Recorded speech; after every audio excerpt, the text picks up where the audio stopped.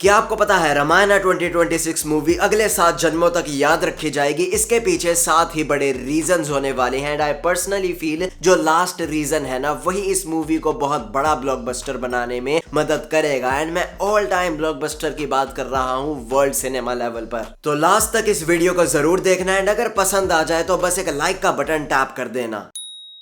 Number 1 reason is of course budget. इस movie का budget massive है, सिर्फ इंडियन सिनेमा के लेवल पर नहीं हॉलीवुड लेवल पर भी। नमित मल्होत्रा जो इस मूवी के प्रोड्यूसर भी हैं, उन्होंने एक पॉडकास्ट में कहा कि जो इस मूवी के 2 पार्ट्स आने वाले हैं उनका कंबाइंड बजट लगभग 4000 करोड़ है। अब ये बात सच है या जस्ट एक गिमिक, एक मार्केटिंग स्टंट है, आई डोंट नो, लेकिन अगर इस बात में हल्की सी भी सच्चाई है तो ये कितनी बड़ी बात है, कितने हाई लेवल वाले स्केल की बात है हॉलीवुड लेवल पर भी, उससे मैं आपको थोड़ा रूबरू कराता हूँ। कल के 2898 एक ऐसी मूवी है इंडियन सिनेमा की जिसने हमें VFX का एक पोटेंशियल दिखाया। उस मूवी का बजट 600 करोड़ था एंड जो VFX यूज किया गया था वो रिमार्केबल था इंडियन मूवीज के स्टैंडर्ड से। फिर चाहे आप ब्रह्मास्त्र को पकड़ लो जिसका बजट अराउंड 450 CR था, उसका VFX भी कहीं पर कम नहीं लगता। देन रोबो 2.0 बैक इन 2018 आई थी एंड उसका जो फाइट सीक्वेंस था वो कितना ज्यादा एपिक था इंडियन स्टैंडर्ड्स के हिसाब से एंड उस मूवी का बजट भी 400 to 600 करोड़ था। Now think about it, Ramayana part 1 part 2 combined 4000, तो ईच मूवी को 2000 करोड़ के आसपास का बजट तो मिलेगा ही। एंड अब 2025 चल रहा है तो जो एडवांस टेक्नोलॉजीज का और ज्यादा बूम हुआ है उसका भी वो यूज करेंगे, तो पोटेंशियल कितना ज्यादा बढ़ जाता है VFX को इम्प्रूव करने का, ये आप समझ पा रहे होंगे। एंड सबसे मेजर बात, जो ये हाई बजट वाली मूवीज होती हैं उनका एक बहुत ह्यूज चंक ऑफ अमाउंट कहा जाता है एक्टर की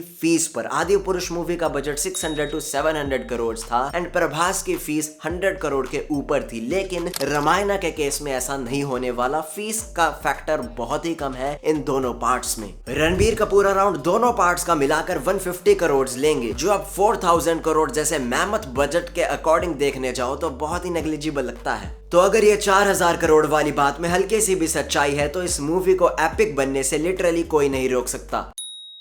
अब जो सेकंड रीजन है ना वो ऑडियंस के अंदर इस मूवी के प्रति ट्रस्ट और ज्यादा बिल्ड कर देगा। जो इस मूवी के डायरेक्टर है वो कोई नॉर्मल चिंटू नहीं है इंडस्ट्री के, वो है नितेश तिवारी, जो मूवीज बहुत ज्यादा सेलेक्टिवली डायरेक्ट करते हैं, लेकिन जो करते हैं उसमें मास भी होता है, क्लास भी होता है। 2016 में उन्होंने डायरेक्ट करी दंगल, जो अभी भी इंडियन सिनेमा के लिए वर्ल्ड लेवल पर एक रिकॉग्नाइजेशन का काम करती है, मोस्ट सक्सेसफुल मूवी भी है। देन 2019 में छिछोरे भी आती है जो 3 इडियट्स का वो मैजिक फिर से रिक्रिएट करती है। एंड सरप्राइजिंगली नेपो किड्स की मूवी बवाल, जानवी कपूर एंड वरुण धवन जिनकी एक्टिंग को लेकर डामाडोल मामला रहता है, वो मूवी भी इनकी अच्छी थी भाई साहब। तो 100% Ramayana movie is in safe hands. Nitesh Tiwari को अच्छे से पता है अपनी स्टोरी को कैसे बिल्ड करना है एंड उन्होंने ओम राउत की डायरेक्शन का बैकलैश अच्छे से देखा है। उन्हें पता है ये मॉडर्न ट्विस्ट अगर डाल देंगे सेक्रेट स्टोरी के अंदर तो ऑडियंस का रिएक्शन कैसा रहने वाला है, तो वो ये गलती तो ऑफ कोर्स नहीं करने वाले।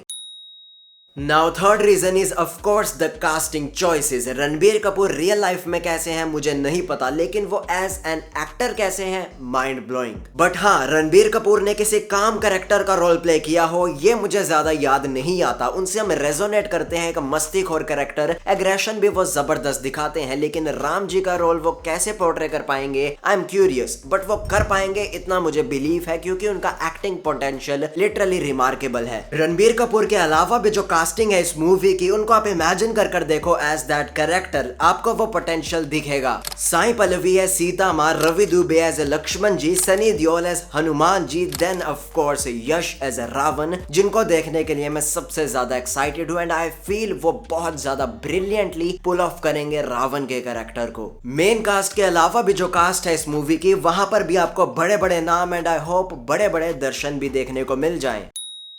अब बात करते हैं रीजन नंबर 4 की, ग्रेट VFX। जितना इस मूवी का बजट है उसके अंदर गुड VFX भी नहीं चलने वाले, ग्रेटेस्ट की ही बात होगी। रामायणा मूवी के क्रिएटर्स ने अगर इस VFX वाले डिपार्टमेंट को पुल ऑफ कर लिया ना, तो जो इंडियन ऑडियंस है जो कहती है यार मैं नहीं देखता Indian movies, world cinema level का VFX देखा है, वहां तक हम मैच भी नहीं कर पाते, अगर ये पुल ऑफ हो गया तो वर्ल्ड सिनेमा का VFX लेवल भी फोड़कर निकल सकती है ये मूवी। एंड ट्रस्ट मी, मैं ये चीज ओवर एग्जैजरेट कर बिल्कुल भी नहीं बोल रहा क्योंकि जो कंपनी वीएफएक्स संभालने वाली है रामायणा मूवी का, उसका नाम है DNEG, जो कि है नमित मल्होत्रा की, जो इस मूवी के प्रोड्यूसर भी हैं, जो हॉलीवुड की बड़ी बड़ी movies like Inception, Interstellar, Christopher Nolan की लगभग सारी मूवीज, उन सब के लिए उन्होंने काम किया है। ड्यून के लिए भी उन्होंने काम किया है। एंड अब एक ऐसी मूवी जिसके वो प्रोड्यूसर भी हैं, एक ऐसी कंपनी जिसके वो CEO है, जब ये दोनों एक साथ काम करेंगे तो लिटरली मैजिक क्रिएट होने वाला है स्क्रीन्स के ऊपर। बस आप फिंगर क्रॉस रखना, क्योंकि VFX वाला डिपार्टमेंट सीधा डायरेक्टली प्रोपोर्शनल है नंबर 1 रीजन बजट से। अगर वो बात सच है तभी VFX वाली बात सच हो पाएगी।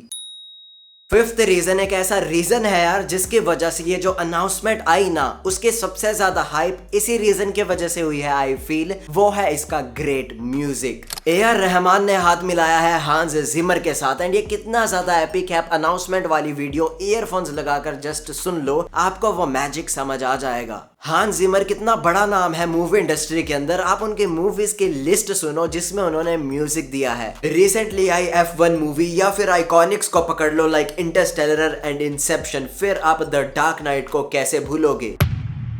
Now the second last point, ये मूवी सिर्फ इंडियन ऑडियंस के लिए नहीं बन रही बल्कि ग्लोबल ऑडियंस के लिए बन रही है। मल्टीपल लैंग्वेजेस में ये मूवी आने वाली है। हालांकि ऐसे मल्टीपल लैंग्वेजेस में तो बहुत सी मूवीज आती हैं, बट जो आइकॉनिक बनाता है ना इस चीज को, वो AI है। ऐसी कुछ रिपोर्ट्स आ रही हैं कि आर्टिफिशियल इंटेलिजेंस के थ्रू ये लोग एक्टर्स के लिटरल लिप्स को भी उस लैंग्वेज के अकॉर्डिंग मोल्ड कर देंगे। तो रणबीर कपूर अगर कोई हिंदी में डायलॉग बोल रहे हैं, इंग्लिश लैंग्वेज में उनके होठ हिंदी जैसे नहीं हिलेंगे, इंग्लिश के वर्ड्स जैसे ही लेंगे। तो डे 1 से ही इस मूवी का जो प्रोडक्शन किया जा रहा है वो इंटरनेशनल लेवल के स्टैंडर्ड्स के अकॉर्डिंग ही किया जा रहा है, वर्ल्ड सिनेमा को टारगेट किया जा रहा है। तो रामायणा मूवी एक ऐसा पोटेंशियल रखती है, अगर इसको सही से पुल ऑफ कर लिया तो ऑस्कर्स के दरवाजे खटखटाने ये इंडियन मूवी जाएगी।